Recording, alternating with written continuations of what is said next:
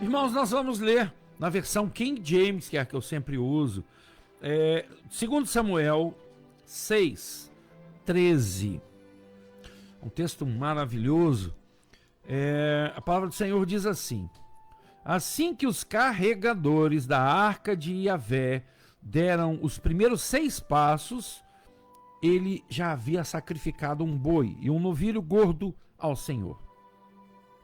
Davi, vestindo o éfode, que era o colete sacerdotal de linho, seguiu dançando com todas as suas forças na presença do Senhor.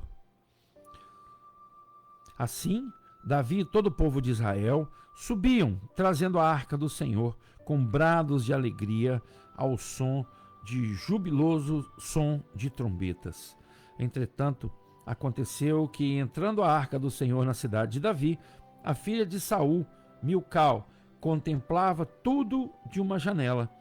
E ao observar o rei Davi dançando e celebrando diante do Senhor, ela sentiu por ele um profundo desprezo.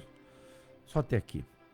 Senhor, nós louvamos o teu nome e te glorificamos pela sua maravilhosa palavra. Fala comigo, Senhor. Fala conosco. Nos dê toda a condição de entender o alimento que o Senhor nos preparou nessa tarde, através dessa bênção desse texto. Nós oramos em nome de Jesus. Amém. Irmãos, aqui os filisteus haviam se apoderado da arca. E Davi guerreou contra os filisteus, tomou a arca, e foi quando eu disse lá no começo do programa que Davi consultou o Senhor 2 vezes. Ele consultou, o Senhor respondeu que entregaria nas mãos de Davi os filisteus. Depois, numa segunda vez, quando os filisteus voltaram para intentar contra Davi e seu exército de novo, os filisteus subiram novamente e se espalharam pelo vale do Refaim. Então Davi consultou o Senhor de novo, que lhe respondeu: não os ataque pela frente, mas dá a volta pela sua retaguarda, aproxima-te deles em frente às amoreiras. Quando ouvires um ruído de passos por sobre as amoreiras, saia rapidamente, pois será esse o sinal que Yahvé saiu à frente para ferir o exército dos filisteus. Irmãos, olha que maravilha. É o Senhor quem peleja as batalhas daqueles que são fiéis. Coloque verdadeiramente o seu peso, nos ombros do Senhor. É isso, ele pede para que você faça isso, para que coloque o seu peso sobre os ombros dele, coloque sobre mim o seu fardo. E aqui Davi nem fez nada, só obedeceu, e o Senhor pelejou por ele, e os filisteus mais uma vez foram derrotados, e aí eles recuperaram a Arca da Aliança. A Arca da Aliança, nós já falamos isso aqui, ela representava a presença de Deus. Dentro dela tinha as tábuas da lei, que Moisés respondeu, e segundo os judeus, estudos judaicos, tinha as primeiras tábuas da lei que Moisés quebrou, e tinha as que depois Moisés mesmo escreveu, porque a primeira foi escrita com o dedo de Deus. Deus escreveu. Quando Moisés chegou lá embaixo do Monte Horebe, no Monte Sinai, eles haviam feito um bezerro de ouro. Então Moisés quebrou as tábuas. Depois ele volta, e desce com outras tábuas da lei. Tinha a presença, de Deus através das tábuas da lei. O cajado de Arão que floresceu e uma porção de maná. Irmãos, ali era a presença do Pai, do Filho e do Espírito Santo. O Filho representado pelo maná e o Espírito Santo pelo cajado de Arão que floresceu. Aí acaba que ela estava na casa de Aminadab e foi colocada numa carroça para ser levada para Jerusalém.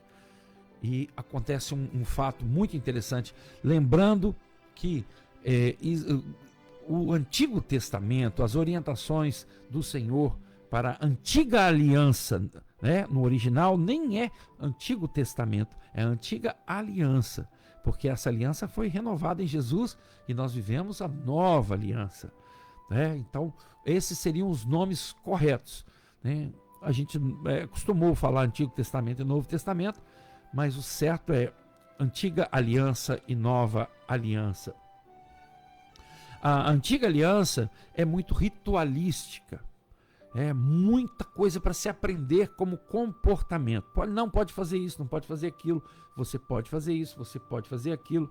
E a Arca da Aliança estava sobre um carro de boi construído especialmente para aquilo, né? Os filhos de Aminadab, Uzá e Aiô, que estavam conduzindo aquele carro, e de repente eles partiram na direção de Jerusalém, e um dos animais, ele tropeçou, né? Os bois tropeçaram, e Uzá estendeu a mão e segurou a Arca da Aliança, e ele foi imediatamente fulminado, foi ferido, e Uzá morreu ali junto à arca. Mas por quê? Mas Deus, irmãos, existe uma orientação. As coisas de Deus são muito sérias, né? Devemos fazer a obra de Deus com todo zelo, né? Com toda a decência, toda a ordem. Não é isso que o Senhor pede? E ali, isso inclusive é da nova aliança. A antiga aliança, então, eram rituais que você não podia falhar. A Arca da Aliança foi orientada para ser carregada pelos levitas nos ombros. Olha só, né? E eles estavam carregando num carro de boi. Ela tinha uma madeira que se apoiava, né? Apoiava no ombro. Então os levitas tinham que carregar aquelas varas, né? A própria arca tinha uns anéis por onde passavam as varas, e era carregada pelos levitas. A tribo de Levi, ela foi separada para os serviços do templo, né? Então esses serviços deveriam ser feitos pelos levitas. E aí houve uma desobediência. Uzá não teve maldade nenhuma, né? Ele não teve maldade naquilo. O objetivo dele foi o melhor possível, né? Mas também, com o melhor dos objetivos, tentando fazer o melhor possível, também a gente erra. E foi o que aconteceu ali. Por isso, ele foi fulminado, né? Então, ali, Davi ficou aborrecido até, e ele deixou na casa de Obed-edom, na cidade de Gate. E a Arca do Senhor permaneceu lá por 3 meses. E o Senhor abençoou muito a Obed-edom. Sua família toda recebeu muitas bênçãos. Então, Davi foi informado, né, de que o Senhor estava abençoando ali a família de Obed-edom. E Davi entendeu que era hora, então, de levar a arca verdadeiramente para Jerusalém. Ele promoveu uma grande festa, né, e foi até a casa de Obed-edom, e então ele ordenou que a arca fosse transportada para a cidade de Davi, em Jerusalém, da forma correta. Aí a palavra diz que assim que os carregadores da arca de Yahvé deram os primeiros 6 passos, ele já havia sacrificado um boi e um novilho gordo ao Senhor.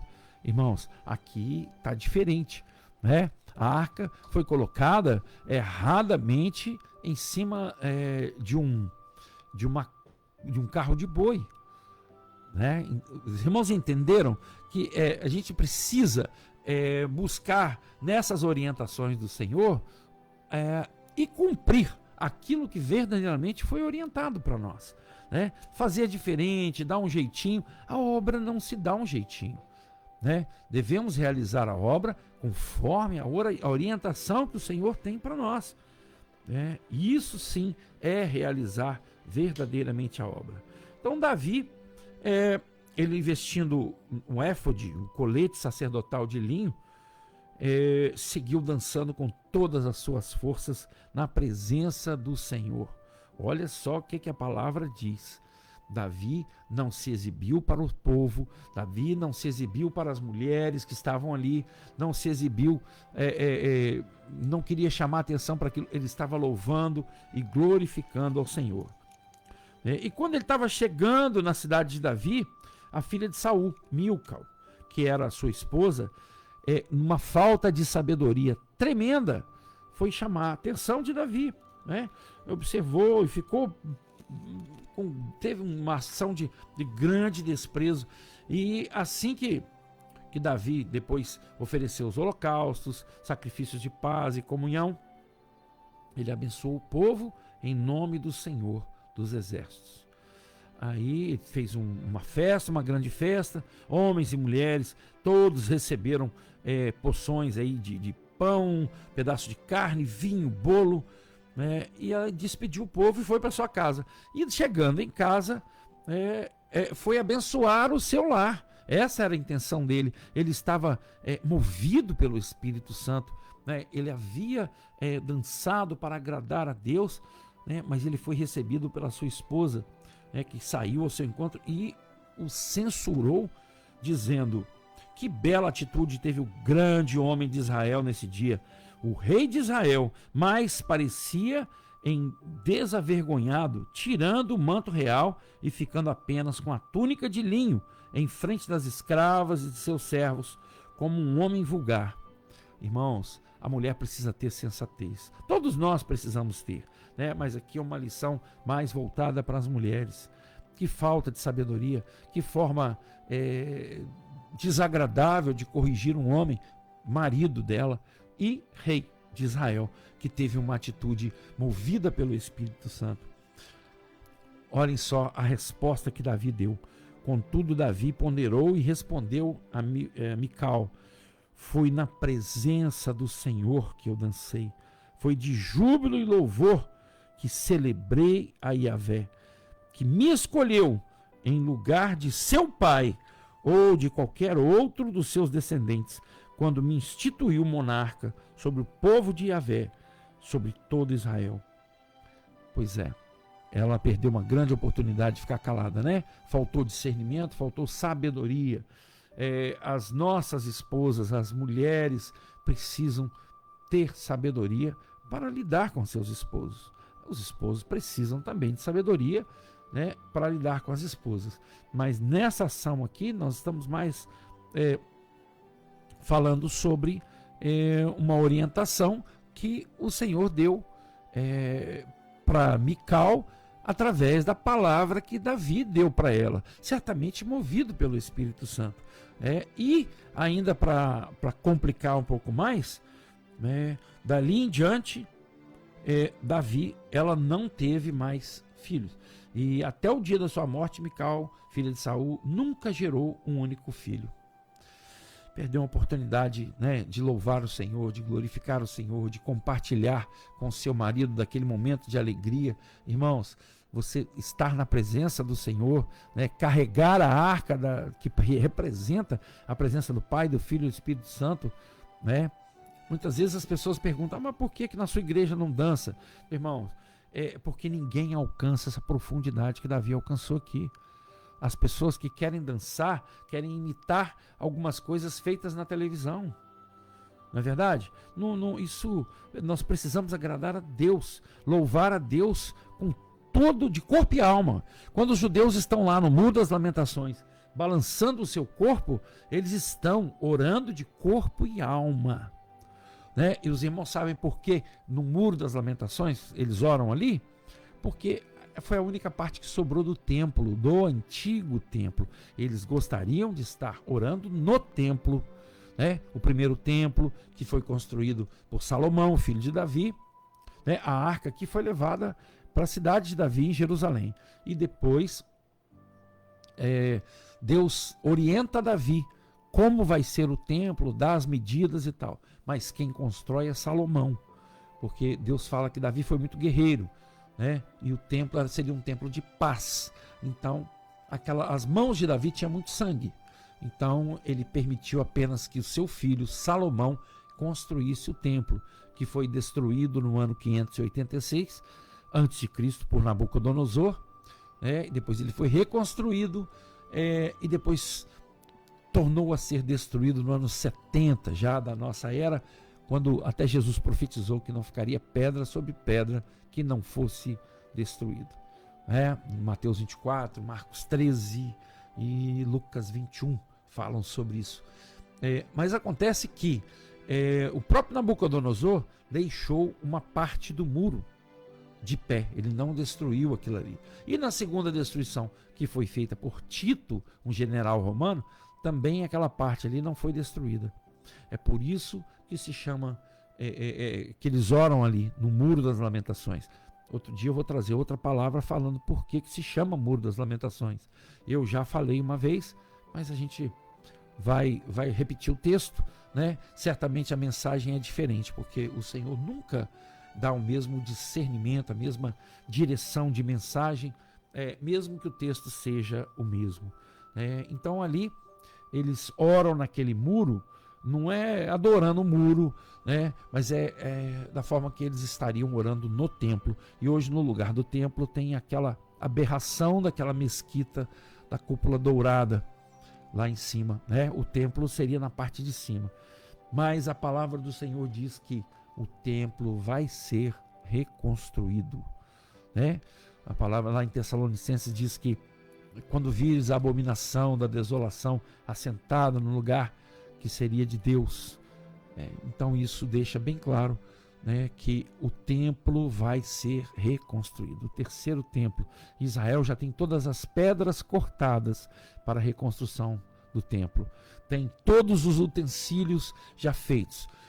Um menorá é aquele candelabro de ouro, né, que pesa 98 quilos de ouro puro, igual ao que tinha no primeiro templo, né? Também depois no segundo templo, e já tem inclusive o sinédrio, que é a composição dos sacerdotes, né? Já foram treinados, estão treinando os sacerdotes, os estudantes, eles chamam de Kohen.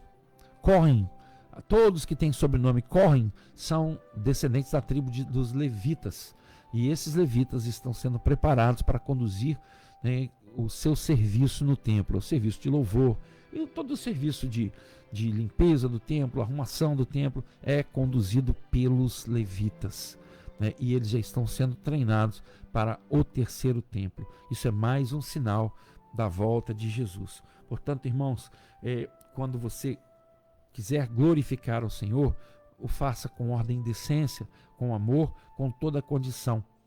E sempre pensando, tudo que você for fazer, que seja em nome do Pai, do Filho e do Espírito Santo, que representam aqueles objetos que estão dentro da arca, né?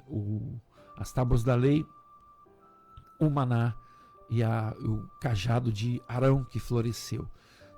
Então, que essa presença do Senhor abençoe você agora, onde você estiver. Em nome do Pai, do Filho e do Espírito Santo. Seja você, sua casa e os seus projetos abençoados nessa hora. Amém? Essa é a palavra do Senhor para nós nessa tarde.